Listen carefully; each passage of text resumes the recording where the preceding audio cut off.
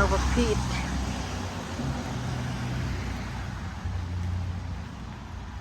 ฝนตกพี่น้องมันเนี่ยฝนตกแห้งแห้งมันเนอะ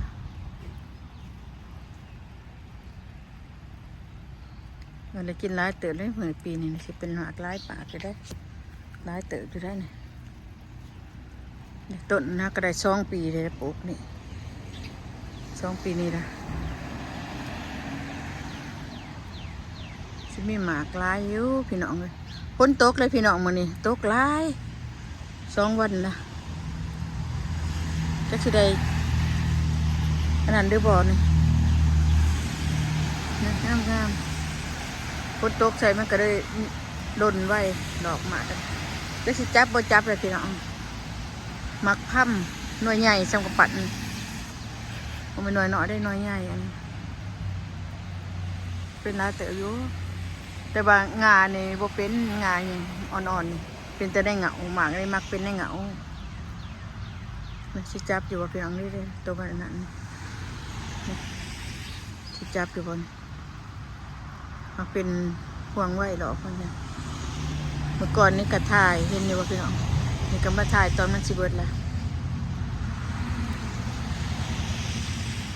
ว่ามันยังดอกสิถ่ายให้เบิ่งเรื่อยๆที่มันใหญ่หน่อยว่าจับว่าจับก็ถ่ายอยู่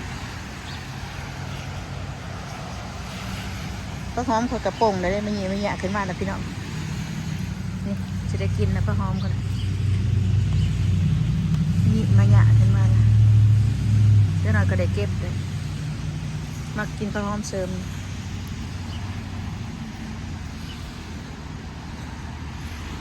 มึงเด้อผ่าดังพ้นก็ได้พ้นตกพอปลูกบักทั่วบักแตงอะไรแล้วเงี้ยนางงางอยู่หนามเต็มเลยมีกาพักกิตู้ว่านพักกิตู้เลยเกิดอยู่วะพักนั่งตู้โอ้เสียงโดดเด้อพี่น้องเด้อขอโทษเสียงโดดเสียงดังตู้เนี่ยว่าจะใครมาปลูกมันใจเพราะยังหนาวอยู่นี่เนี่ย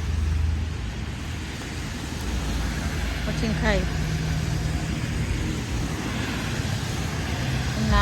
าวหลายยังเย็นเลยกระเทียมกับชิมาบงใหม่ยังชิมาแบ่งออกบงอยู่แล้วมันเต็มเบิดเลยปลากระเทียมวันใดมันเป็นกอกับเชลตัดออกพี่น้องเลยแอปเปิลปีนี้คือสิบ่เป็นหมากกงช่วงคือบ่เห็นดอกมันวะบ่เห็นดอกนี่สิบ่เป็นแล้วติมีอยู่เนาะนี่เด้ดอกมันเด้แต่เป็นคือสิบ่เป็นหลายตินี่มันมีหลอกลายสิบ่เป็นหลายนี่มึงชมนี่เด้ดอกกระจิบไปแจะเป็นเยอะก็สิบ่หลายสิบ่จับลายจัดเป็นง่ายๆกระเทียมนะพี่น้องเลยจัดง่ายสิตายนี่ต้นใหญ่ๆนี่หัวนี่โอ้ยกำปั้นนะพี่น้องนี่ต้นใหญ่นี่หัวใหญ่นะนี่เอามาบ่งกันเลยนี่ชิคุดออกตัวบันทีนี่ลบออกยังจะขายกระเทียมเบิ่งจะเบิ่งวิธีปลูกกระเทียมเลยมันก็ปลูกก็ได้ยากพี่น้องนี่เด้นานนี่ก็ได้ปลูกตัวนี้ก็เป็นกอนี่สิเอาออกสิแบ่งออกนะแบ่งทิ้งเอาไว้แต่ต้นเดียวปลูกง่ายๆแต่แถวนี้สิรกออกเวิร์ดนี่นะพุดออกเวิร์ดสิบ่อยมีเพราะว่าจะไปปลูกบักชะดีแถวนี้จะปลูกบักชะดีเต็มนี่ก็พอละนี่ฟักหอมข่อยหอมกันแดดสิบ่เป็นลายกับประจักษ์ฟักหอมอันนี้กับฟักหอมคือกันนะเกิดนี่เด็กไปจีบประจักษ์กันคุดถิ่นจนมาเบิดยังน้อยเดียวจงไว้ข้างบักหะข่อยก็จะปลูกน้อยเดียวปีนี้บักหะก็ได้น้ำปลูกพักบกพี่น้องมันปลูกพักบกได้นี่สิบเอ็ดขายังใส่สิเอาพักนั่นผักกาดก็ดิบ้านผักกาดบ้านคุณอ่ะน้ำสิเอาพักบกมาปลูกใส่ ก็สิไปปลูกเขาอีกเพราะจะกะเขามีกระเบื้องเทียมนี่เอามาจ่าดินนี่หามพ่อบนบนมาตัดหญ้าเลยทั่วกระปลูกแล้วพี่น้องเลยปลูกระเดมทั่วตัวนี้ว่าจะปลูกตัวใหม่เพราะถ้าได้แนวมากตัวแดะโอ้เพราะว่าบ่มีตัวแดะตัวละนี่กระปลูกผักขะแยงปลูกผักขะแยงนั่นนี่จะโดยเอาผักขะแยงมาใส่เย็นเดือน4 เดือนหาพุ่นละนี่กระดอกบักพีดปีนี้เห็นเป็นปีกายมันเป็นเบี้ยมันได้พี่น้องเบี้ยนี่ได้ต้นแม่มันดกมันโงยมันหักนี่ต้นแม่มันแล้วนี่มันโงยวันนี้เบี้ยมันเกิดขึ้นมาในป่าไว้รกไว้เอาไว้แต่เบี้ยเดียวนี่เป็นหมาเป็นดอกคือจับปะหูเนี่ย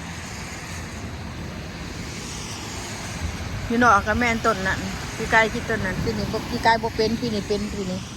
ต้นนี้นะเป็นปีนี้แหละสิจับปะหูจะเป็นบ่ร้ายเป็นไร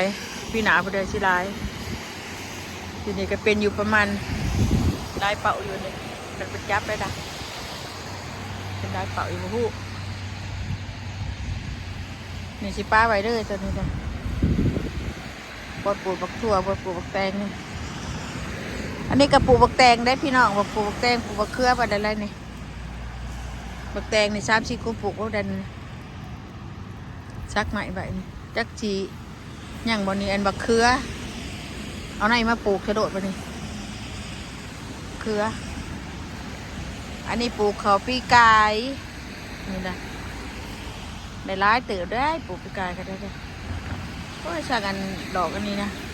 เป็นดอกใหม่เข้ามาปลูกบนนั้นร้ายจะเสร็จนี่ขุดกระโบดขุดไปกอไปทั่วที่พุ่นนะชวนหมกพริกปีนี้สิบปลูกร้ายน้อยเดียวสิปลูกเด้นี่สิปลูกพริกใน2-3 คุมมานี่พ่ออันนี้ต้นบักแบล็คเบอร์รี่พี่น้องกำลังมันสิมันเป็นดอกใบก่อนแล้วถ้ามีหลอกร้ายดีปีนี้ก็ได้กินบดให้พ่อเพิ่นมาช้างงาตายมันออกงาตายมันบ่คัดนั่นบักแตงกะบ่ทันได้ปลูกมันยังหนาวขายเดือน4พุ่นน่ะสิได้มาปลูกเขาโดยปลูกพายากบ่ให้หญ้าเกิดหญ้าร้ายหญ้าเครือหญ้านี่นะหญ้าร้ายก็ได้ปลูกพายางไว้เห็นบ่ปลูกบ่ให้อันนี้พักดังสมดังคมมันเกิดร้ายก็ปลูกจังซี่แหละปลูกปกไว้บ่ให้มันเกิดร้ายโพดนี่ปลูกบักบวบ3 คุมอยู่นะปลูกไว้ละบักบวบบ่หยาดหนาวเลยหยาดหนาวหยาดยังเลยนี่เดินตัดหญ้าไปเดี๋ยวนี้มันเดินตัดหญ้าท่านในกะเขาได้เลยถ่ายเดือน4ที่15ก็จะกะที่16เดี๋ยวมันกะบานกะกันเลยมีบานกะได้พอเนี่ยสิบานกะใช่จะเอาเขาไปบ่มไปปลูกไปดำเอาเปลือกไข่มากินผักบัวในผักขาดบานแล้วหอมเปรย์บานแล้วนี่เลยอันนี้บ่ยานหนาวพวกนี้บ่ท่านไหนออกเนี่ยบ่ท่านยานหนาวดอกยานตะเบียมันออกมาชะนาวนี่นั่นยังออกนั่นผักแขนคมบ่ออกได้มาหวานฉันสงสัยหวานบักพริกกับบักเขือ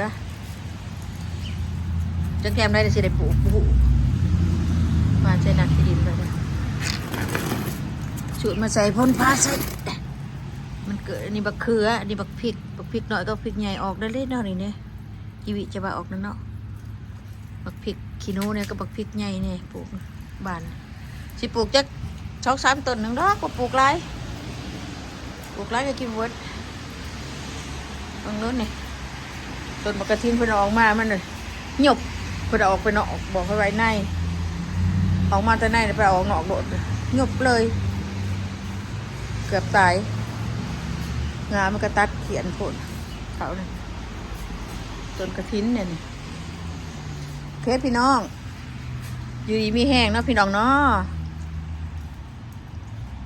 อย่าลืมติดตามเด้อพี่น้องเด้อเพื่อเป็นกำลังใจให้ขน่อยโชคให้มานพี่น้องให้ร่ำให้รวยเด้อเฮงๆปังๆเอาไว้